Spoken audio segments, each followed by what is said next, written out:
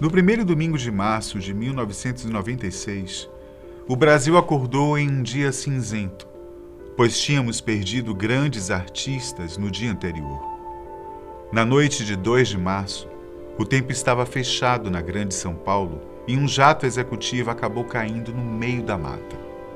Todos que estavam dentro da aeronave morreram, inclusive os integrantes de uma das bandas mais amadas do Brasil, os Mamonas Assassinas. Eu sou o Benjamin, seja bem-vindo ao nosso canal.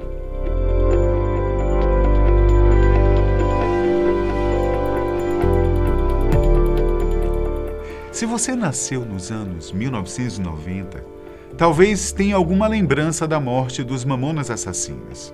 Eu, que sou um pouco mais velho, me lembro muito bem de como o Brasil ficou desolado com a morte desse grupo que fazia a alegria de tanta gente.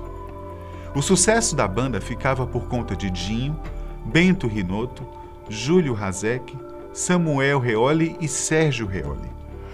Para você que não era nascido na época, os Mamonas Assassinas venderam cerca de 3 milhões de cópias no lançamento do primeiro e único álbum, sendo que 25 mil foram vendidos só nas primeiras 12 horas após a estreia nas rádios. Sucessos como Robocop Gay, Pelados em Santos, Mundo Animal, Sábado de Sol e Shop Saints eram algumas das músicas que faziam desde as crianças até os velhinhos rirem. Antes de contar como foi o último dia de vida dos Mamonas Assassinas, eu vou detalhar um pouco da história dessa banda. No começo de tudo, exatamente em 1989, a banda, na verdade, se chamava Utopia. Os meninos da cidade de Guarulhos começaram a tocar em casas de show da região, mas a banda Utopia realmente não passou de uma utopia. Eles até tentaram fazer sucesso gravando 1000 cópias de um disco. Esperançosos queriam vender todos os discos em pouco tempo. Contudo, o disco foi um verdadeiro fracasso comercial, vendendo pouco mais de 100 cópias. Por falar nisso, depois procurem algumas músicas da banda no YouTube. Tem muita coisa legal. Bom, eles começaram a perceber que a banda Utopia não fazia sucesso, mas as palhaçadas, brincadeiras e as paródias que aconteciam em cima do palco arrancavam muitas risadas do público. Depois de um show na boate Lua Nua, na cidade de Guarulhos, alguns grandes produtores se interessaram pelo som da banda e aí nascia os Mamonas Assassinas do Espaço. Tempos depois, o nome foi reduzido para Mamonas Assassinas e assim permaneceu.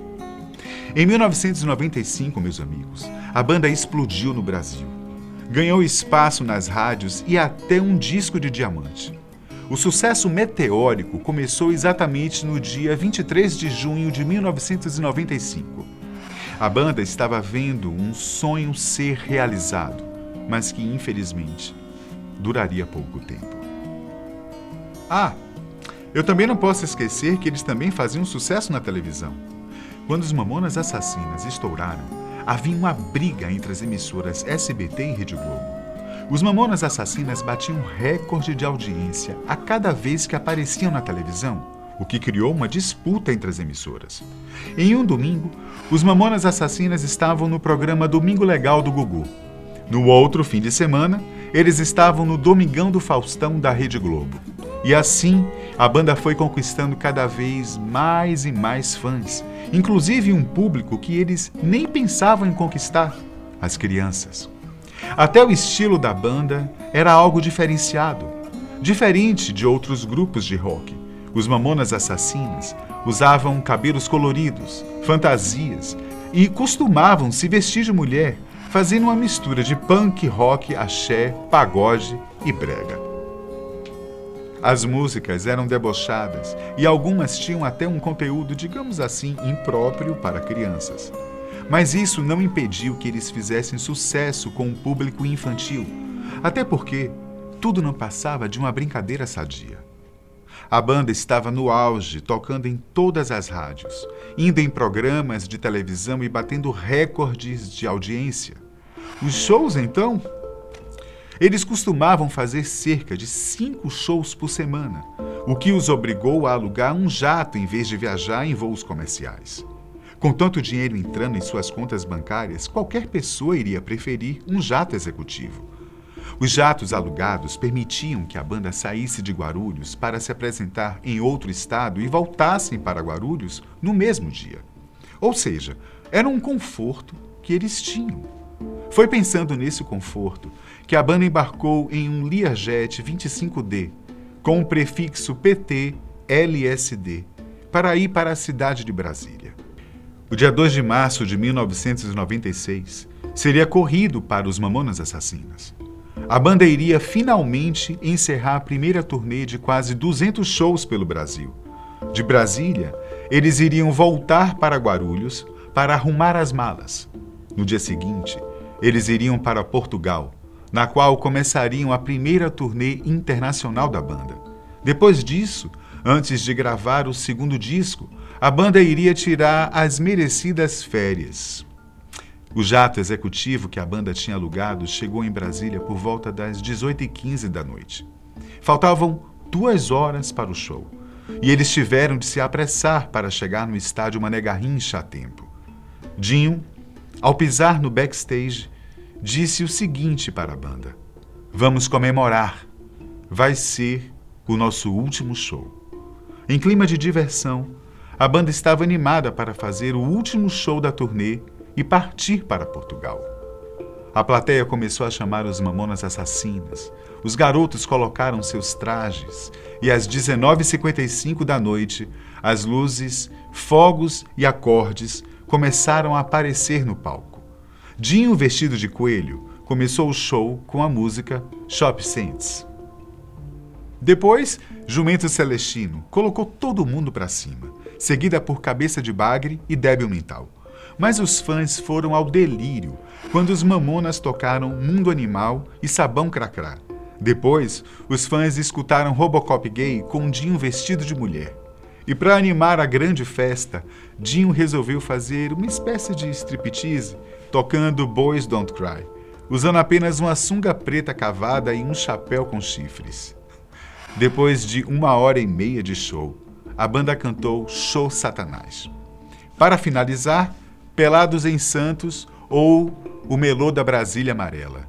Foram cantadas por Dinho enquanto ele estava no gramado do Mané Garrincha, fazendo a plateia delirar.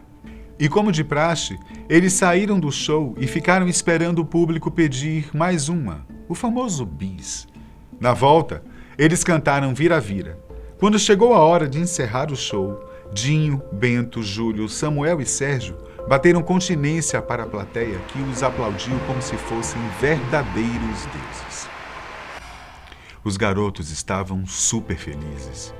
Tinham realizado o sonho de fazer sucesso e acabado de fazer uma turnê pelo Brasil. Os únicos estados em que eles não fizeram shows foram no Acre e no Tocantins. Os Mamonas Assassinas então saíram do estádio Mané Garrincha e foram em direção ao aeroporto Juscelino Kubitschek por volta das 10 horas da noite. Cerca de 1h15 depois, na noite de 2 de março de 1996, o piloto estava se preparando para pousar quando o jato perdeu altitude e acabou se chocando na Serra da Cantareira. Nessa hora, o Brasil perdia o sorriso, a alegria e a cor. Tudo ficou em preto e branco.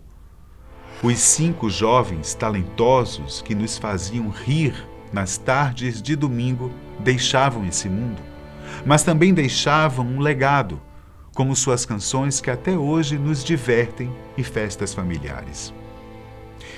Esse foi o último dia de vida dos Mamonas Assassinas, regado de alegria e ao mesmo tempo de uma tristeza imensa.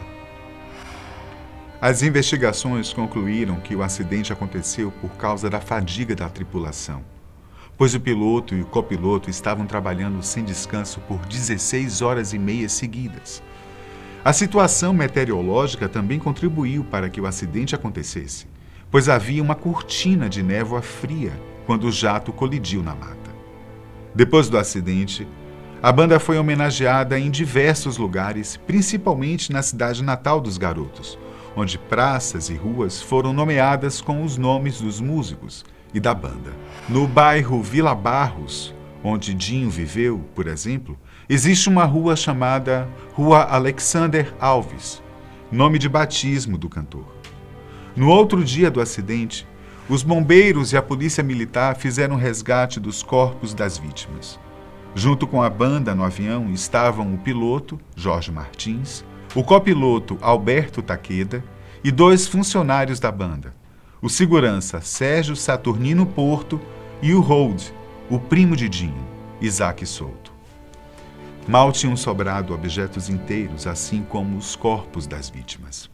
O enterro dos integrantes da banda foi acompanhado por cerca de 65 mil pessoas no dia 4 de março daquele ano.